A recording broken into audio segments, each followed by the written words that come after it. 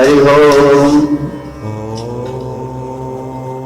वेद प्रेमियों, सुधे श्रोताओं, सौभाग्य का विषय है कि संप्रति ऋग्वेद के प्रथम मंडल के 20वें सूक्त के 5वें मंत्र की व्याख्या की प्रस्तुति होने जा रही है। इस मंत्र में गायत्री छंद है, मंत्र दृष्टारिष है मेधातिथ कांग और देवता हैं ऋभुगण। विषय है शीर्षक रूप में इंद्रादि महान देवों के साथ ऋभुओं का सोमपान। मंत्र इस प्रकार से है। समवोम मदासो अग्मतेन्द्रयणकं मरुत्वता आदित्येभिश्च राजभिः। और शब्दार्थ देखें।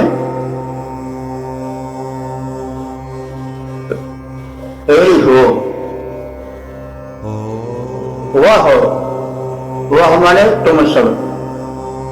वह जो है वो ईष्मद का चतुर्थी बहुवचन है। वह माने तुम सबके लिए। तो संप्रदान चतुर्थी होता है, इसलिए वह आया है तुम सब ऋभुओं के लिए।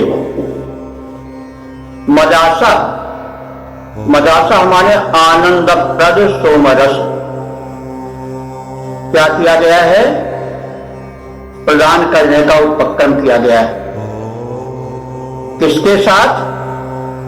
इंद्र, देवराज इंद्र के साथ। इंद्र किनके साथ है? मरुत्वता, मरुद्गणों के साथ। मरुद्गण कौन है? वे सैनिक हैं, इंद्र के अंगरक्षक। पूरा फौज पलटन के साथ इंद्र बैठे हुए हैं, अपने समग्र मुख्य सहायकों के साथ, सेना नायकों के साथ। और किसके साथ हैं? आदित्य भी, आदित्यों के साथ 12 आदित्य। और आदित्य कैसे हैं? राजभी, बड़ी ही दीप्तमान। तो ये तो शब्दार्थ हो गया। अब हम इसके भावार्थ को जानने की चेष्टा करेंगे कि हे ऋभुगणों, तुम सब सोमपानार्थ, जो सोम मदासा है, आनंदप्रद है, उसके पानार्थ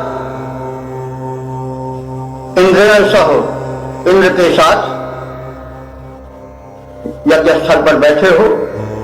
इंद्र अपने प्रधान सेनापतियों, सेना नायकों, मरुद्गणों के साथ उपस्थित हैं और तेजस्वी आदित्यों के साथ प्रस्तुत हैं। और आदित्य कैसे हैं? दीप्तिमान हैं। इस प्रकार से इसमें सब विशेषणों की उपस्थिति ऋभुओं के महत्ता का द्योतक हो रहा है। सोमपान का अधिकार उच्च कोटि के देवों को मिलता है। जैसा कहा गया है, ऋभु अपने आविष्कारक शक्ति से, अपने क्षेत्र में श्रम से, तपस्या से देवत्व प्राप्त किए हैं। और सामान्य देवत्व नहीं है। इंद्र जो देवराज है, जो यज्ञस्थल पर सोमपानार्थ अपने प्रधान सेनापतियों, सेना नायकों, सहायकों के साथ, मरुद्गणों के साथ उपस्थित है, ऐसे इंद्र के साथ। और जो चमकीले दीप्तिमान आदित्य हैं, उनके साथ इस मंडल में तुम्हें सोमपान का अवसर मिल रहा है, जो कि तुम्हारी प्रतिष्ठा और तुम्हारी महत्ता का द्योतक है। तो इस प्रकार से यहाँ पर ऋभुओं की महत्ता का प्रदर्शन करते हुए ऋषि कह रहा है कि हे ऋभुओं, तुम्हारे चमत्कारिक गुणों के कारण मरुतों, आदित्यों और इंद्र जैसे महत्वपूर्ण देवताओं के साथ तुम्हें दिव्यानंद प्रद दिव्य औषध रस रूप अमृत सोमपान करने का अवसर मिल रहा है, जो तुम्हारी महत्ता का प्रतिपादक है। तो इस प्रकार से इसका सामान्य व्याख्या शब्दार्थ प्रस्तुत हुआ है। अब इसके हम छंदोबद्ध रूप को भी देख लें। हे ऋभुगण तुम इतने महान, हे ऋभुगण तुम इतने महान, तुम में चमत्कारिक गुणगण, तुम में चमत्कारिक गुणगण विलसित हैं, जो इतने प्रधान हैं, आकर्षण के केंद्र बने, देते हैं तुमको प्रचुर मान। जो इंद्र मरुत आदित्य प्रकाशक देववृंद है गण्यमान, जो देववृंद है गण्यमान, तुम उनके साथ उसी से अधिकृत सोम पान करते महान। हे ऋभुगण तुम इतने प्रधान, हे ऋभुगण तुम इतने महान। हे आत्मन सुधी श्रोता बंधुओं, अब ऋग्वेद के प्रथम मंडल के 20वें सूक्त के 6ठे मंत्र की प्रस्तुति होने जा रही है। इस मंत्र में प्रयुक्त छंद है गायत्री, मंत्र दृष्टा ऋषि है मेधातिथि काणु और देव है ऋभुगण। मंत्र का शीर्षक है ऋभुओं में देव शिल्पी त्वष्टा से भी अधिक नैपुण्य। मंत्र इस प्रकार है। ओम उततं चमसं नवं त्वष्टुर्देवस्य निष्कृतम् अकर्त चतुरः पुनः। शब्दार्थ देखें। उत माने और भी, उत्तम उस, चमसम चमस को, चमस जान लें, चमस एक पात्र विशेष है जिसके द्वारा सोमरस पान किया जाता था। तो पात्र जब अधिक सुंदर होता है तो उस सुंदरता से पात्र की जो उसमें परोसा गया रस होता है या पदार्थ होता है वो और अधिक सुंदर हो जाता है। तो चमस वह एक पात्र होता था जिसमें सोमपान प्रस्तुत किया जाता था। तो कारीगरी शिल्प उसमें देखा जाता था, नक्काशी हो, खूब अच्छा बना हो, आकर्षक हो, पान में काफी सहायक हो, तो उसको त्वष्टा ने बनाया था, त्वष्टा देव शिल्पी, और उन्होंने उसको बड़े नैपुण्य से बनाया था, बड़ी कुशलता से बनाया था। लेकिन इसमें दिखाया जा रहा है मंत्र में कि जो ये ऋभु थे इन्होंने उससे भी अधिक चमत्कारपूर्ण चमस पान पात्र प्रस्तुत कर दिया। उसी का वर्णन है कि हे ऋभु, तुमने उस चमस को जो कि त्वष्टा देवता जो देव शिल्पी हैं उनके द्वारा नवीन, नवम माने नवीन ढंग से बनाया गया था, निष्कृतम माने निर्मित किया गया था।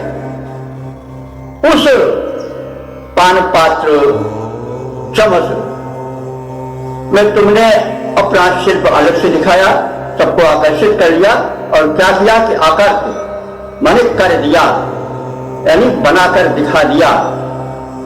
चतुरा पुनः उसी को 4 प्रकार से आकर्षक रूप में बना के प्रस्तुत कर लिया, जिसने सबके मन को हरण कर लिया। तो वही नैपुण्य मंत्र में दिखाया गया है कि हे रिभु, द्रष्टा देव द्वारा एक ही चमच तैयार किया गया है, लेकिन हे रिभु, तुमने अपनी आविष्कारक शक्ति और अपने चमत्कारिक गुण के द्वारा उसे 4 प्रकार का बनाकर दिखा दिया और सबको अपने कौशल से चमत्कृत कर दिया। तो यह तो मंत्रार्थ हुआ, व्याख्या हुई सामान्य रूप से। इसमें रिभुओं के कला नैपुण्य को प्रदर्शित किया गया है और जो देवशिल्पी दृष्टा थे उनसे बढ़ चढ़ कर बताया गया है। और यह गुण क्या है, उनके देवत्व प्राप्ति की। तो देवत्व प्राप्ति सरल नहीं होती है, बड़े तपस्या से मिलती है, अपने क्षेत्र में बड़े श्रम दिव्य शक्तियों को प्रसन्न करने के बाद प्राप्त होती है। तो स्थान रिभुओं ने प्राप्त किया, तो उसको प्रदर्शित किया जा रहा है। और भाव यही प्रकट करना चाहता है कि हे मनुष्य, तुम भी इस प्रकार से श्रमशील बनो, अपने क्षेत्र में इतनी उन्नति करो, इतनी कलाकारिता और इतनी चमत्कारिता दिखाओ कि तुम भी देवत्व प्राप्त कर लो।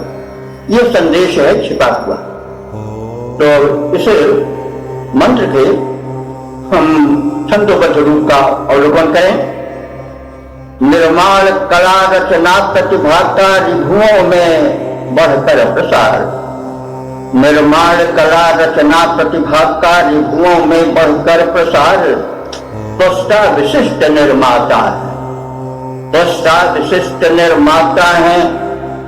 उसने जो चमस बनाया है उसमें उतना नैपुण्य नहीं, रिभुओं ने जो कर दिखलाया है, जो चमस बनाया रिभुओं ने, उसमें विशिष्ट गुण पाया है।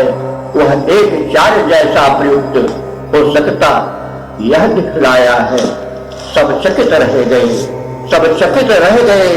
रिभुओं का लख इस प्रकार का चमत्कार, सब चकित रह गए। रिभुओं का लख इस प्रकार का चमत्कार। निर्माण कला रचना प्रतिभा का रिभुओं में बढ़कर प्रसार है, रिभुओं में बढ़कर प्रसार। ओम हरि ओम। श्री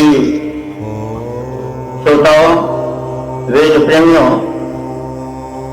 अब हम ऋग्वेद के प्रथम मंडल के 20वें सूक्त के 7वें मंत्र की व्याख्या की प्रस्तुति करने जा रहे हैं।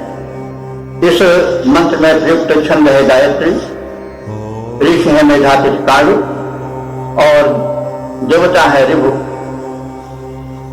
इसका शीर्षक है रिभुदेव उपासकों को रत्नों से संपन्न करें। तो इसके पूर्व रिभुओं के गुणों का वर्णन किया गया।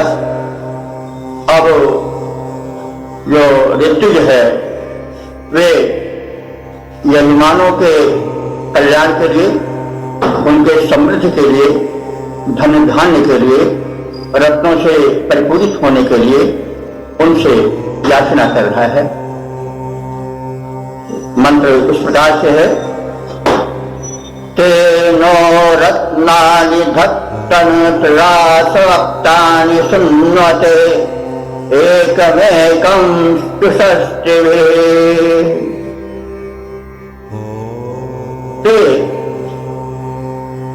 ते माने वे कौन?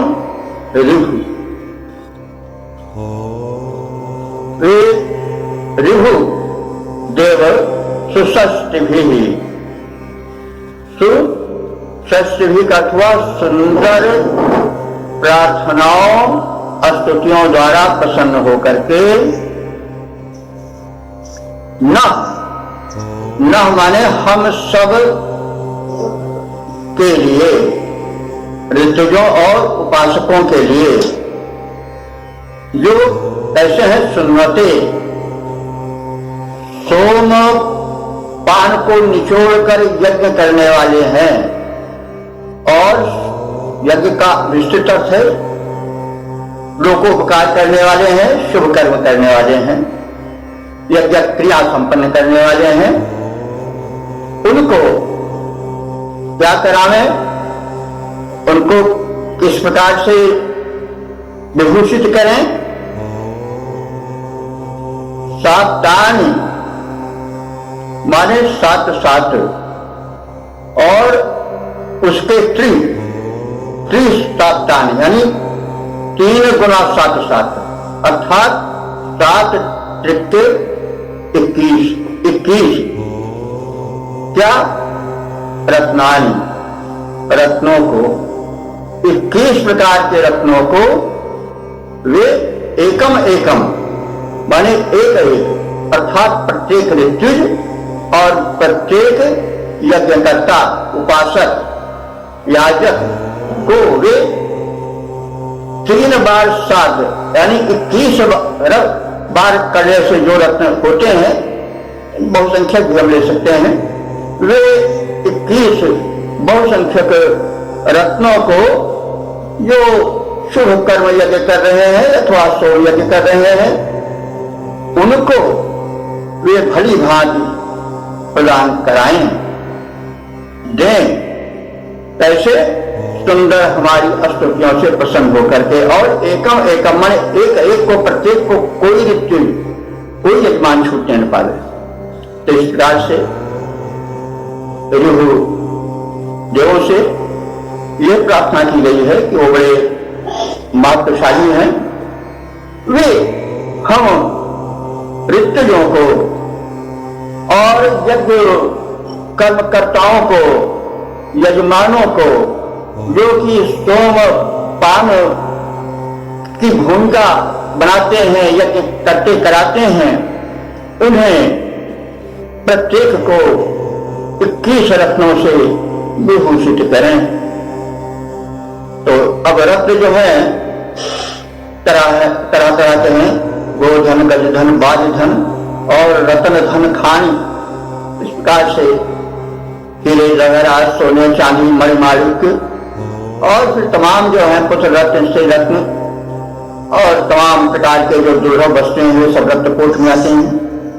उन सब से परिपूर्ण करें, संपन्न करें उन लोगों को जो यज्ञ करा रहे हैं, जो शुभ कर्म करा रहे हैं, जो ऋतुज हैं, समय समय पर शुभ कर्म कराते हैं, प्रेरणा करते हैं, और वे जो शुभ कर्म यज्ञ में सम्मिलित होते हैं और उसके लिए सामग्रियां एकत्र करते हैं, भूमिकाएं बनाते हैं, श्रम करते हैं, उन सब में एक एक को 21 प्रकार के रत्नों से हे देव तुम विभूषित करो। तो इस प्रकार से हम इसको देख सकते हैं कि वे भूगण शोभन स्तुतियों से प्रसन्न होकर शुभ कर्मानुष्ठान करने वाले हमारे ऋतुजों को, यजमानों को, हमारे शुभ कर्म के प्रेरकों को, उनमें से प्रत्येक को एक एक को 21 रत्नों से संपन्न करें। मन मालिक की हीरे, मोती, जवाहरात, सुवर्ण आदि इसके अतिरिक्त विद्याधन, बुद्धधन, गोधन, दलधन, बालधन और जो स्त्री रत्न, पुत्र रत्न आदि जितने भी रत्न हैं, जितने भी सर्वोत्तम वस्तुएं हैं, जो रत्न तुल्य हैं, उन समस्त उपलब्धियों से हम ऋतुजों को, हम उपासकों को ऋभुदेव भरपूर कर दें। तो यह प्रार्थना प्रस्तुत की गई। अब इसका छंदोबद्ध रूप इस प्रकार से प्रस्तुत किया जा रहा है। शोभन स्तुतियों से प्रसन्न, शोभन स्तुतियों से प्रसन्न ऋभुगण उनको संपन्न करें, ऋभुगण उनको संपन्न करें। शुभ कर्मों के संचालक जो, शुभ कर्मों के संचालक जो यज्ञानुष्ठान कराते हैं, जो ऋतु हैं, हर ऋतुओं में प्रेरक बन करके आते हैं, सत्कर्म कराने वाले, उनमें से प्रत्येक पुरोधा को जो कर्म क्षेत्र में आगे हैं, उन धर्म क्षेत्र के योद्धा को बहुविध रत्नों द्वारा भगवान कृपया उन सबके भवन भरे। बहुविध रत्नों के द्वारा भगवान कृपया उन सबके भवन भरे। शोभन स्तुतियों से प्रसन्न रिभुगण उनको संपन्न करे, रिभुगण सबको संपन्न करे। ओम हरि ओम तत्सत। सुधीर श्रोताओं, वेद प्रेमियों, संप्रति ऋग्वेद के प्रथम मंडल के 20वें सूक्त के 8वें मंत्र की प्रस्तुति होने जा रही है। इस मंत्र में गायत्री छंद का प्रयोग है। मंत्र दृष्टा ऋषि है मेधातिष्ठान और देवता है ऋभुगण। शीर्षक है ऋभुओं की महत्ता ने उन्हें यज्ञ भाग पाने के योग्य बनाया। मंत्र इस प्रकार से है। अधारयन्त बन्धयो भजन्त सुकृत्या भागं देवेषु यज्ञम्। ओम अधारयन्त बन्धयो।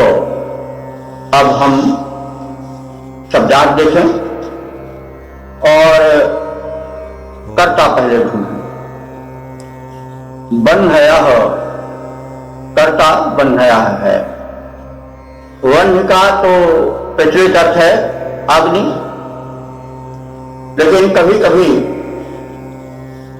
केवल उपमान को कह करके ही उपमेय का अर्थ समझ लिया जाता है। जैसे शेर आ गया तो शेर के तुल्य बलवान पुरुष नहीं आ गया, शेर आ गया। इससे हम पूरा अर्थ जो कर देते हैं। तो ऐसे बन्धया माने आग्नि तुल्य तेजस्वी, ये विशेषण है ऋभु का। ऋभु जो है कैसे है? बन्धया आग्नि तुल्य तेजस्वी है। तब त्याग किया तो तपस्वी हो ही जाएंगे। उन्होंने तपस्वी कैसे बने? सुकृत्या, अपने श्रेष्ठ कुशल कर्मों द्वारा। और उसका परिणाम क्या हुआ? यज्ञम। यज्ञम माने यज्ञ के मध्य, यज्ञ कर्मों में देवेषु, देवों के मध्य भागम यानी यज्ञ के भाग को पाने के योग्य बने और उसे अधारयंत, उसे धारण किए, उसका उपभोग किए, उसको स्वीकार किए और अभजंत, उसका विधिवत सेवन किए। तो उसका अर्थ यह हुआ कि अग्निवत तेजस्वी ऋभुओं ने अपने उत्तम कार्यों से देवत्व प्राप्त किया, देवों में स्थान पाया और उनके मध्य दुर्लभ यज्ञ भाग पाकर के उसका सेवन किया। तो इस प्रकार से ऋभुओं की महिमा का उद्घाटन हुआ है। ऋभु जो है वो शिल्पी हैं, वैज्ञानिक हैं, आविष्कारक हैं और अपने क्षेत्र में तप करने वाले हैं, यानी श्रम करके कठिन लगन से कार्य करने वाले हैं। उसका प्रतिफल उनको मिला। तो इस प्रकार से इसका भावार्थ और संक्षिप्त व्याख्या का प्रस्तुतिकरण हो गया। इसके हम छंदोबद्ध रूप को देखें। ऋभु अग्नि सदृश तेजस्वी हैं। ऋभु अग्नि सदृश तेजस्वी हैं, मेधावी तप बलधारी हैं, शिल्पी वैज्ञानिक भारी हैं। शिल्पी वैज्ञानिक भारी हैं।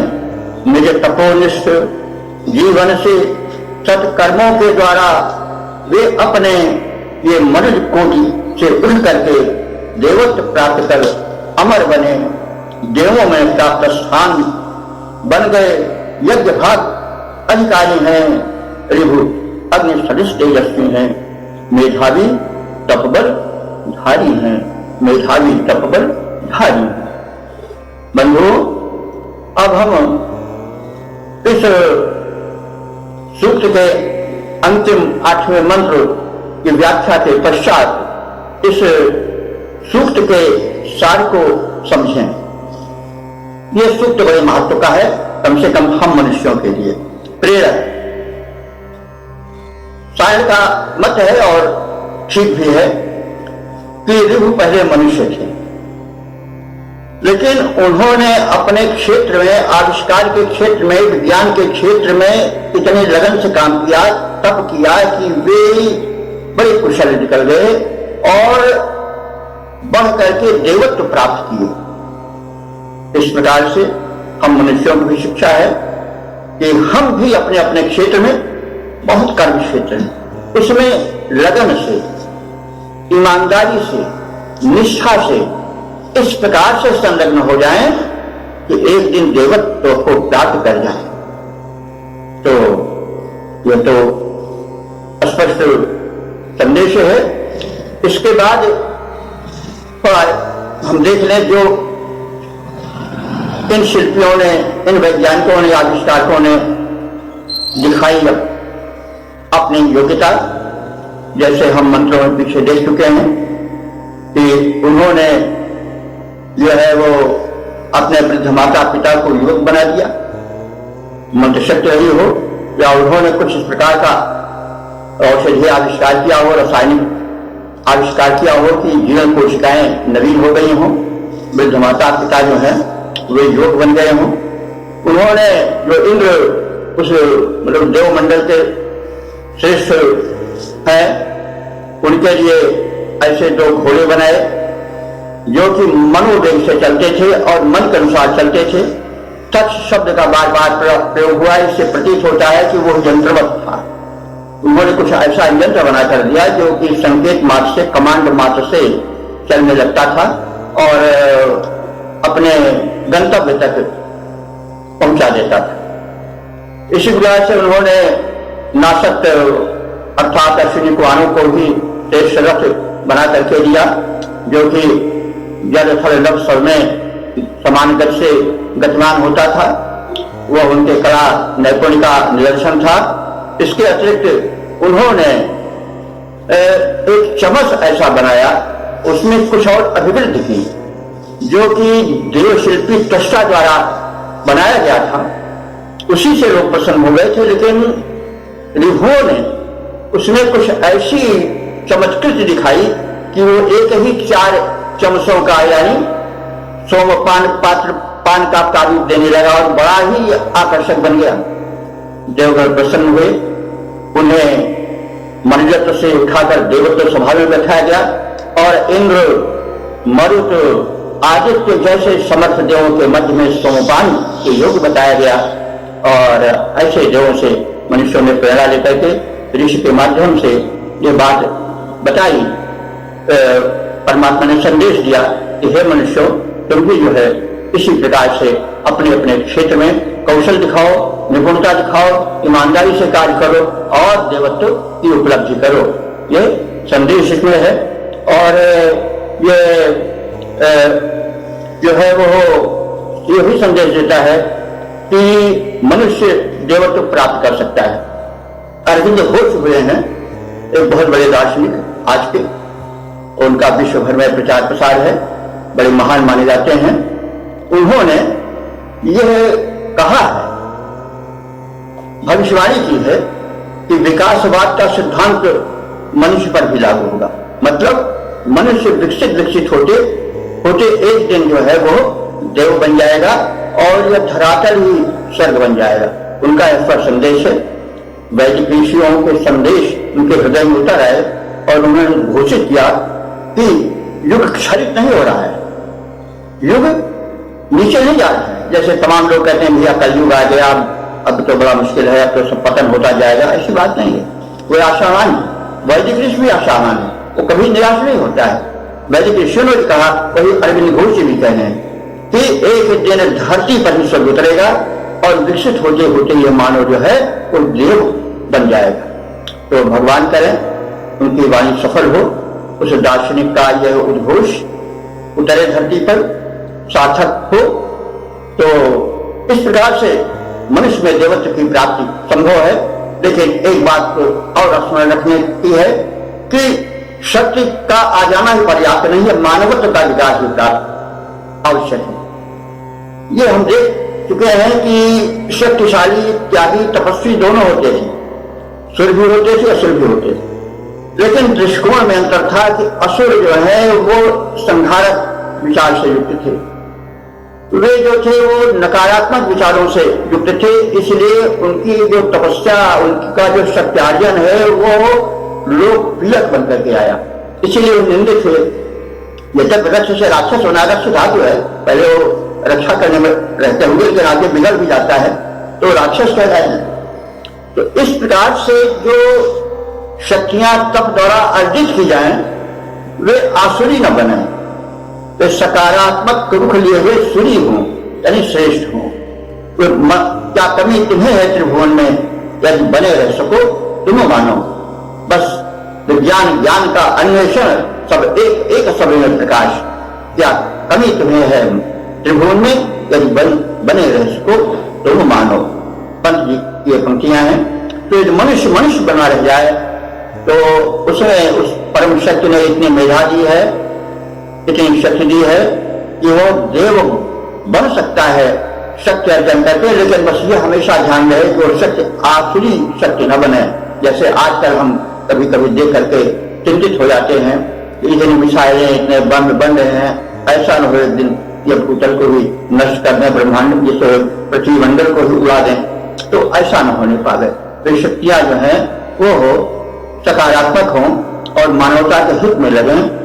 इस बात का संदेश इसमें गूढ़ है और यही हम लोग भी चाहते हैं कि वेद का मंगलमय स्वरूप उद्भाषित हो, समस्त श्रोता पाठक उससे प्रभावित हों और वेद मंत्र में जो लोक पक्ष कल्याण है, जो मानव उत्थान है, जो धरती को स्वर्ग बनाने के संदेश हैं, वे जो है साकार हों और हमारे विचारकों, वैज्ञानिकों और दार्शनिकों की उपलब्धियां, उनके जो विचार हैं वो साकार होकर धरा को स्वर्ग बनावें। इस भावना के साथ इस सूत्र का समापन हो रहा है।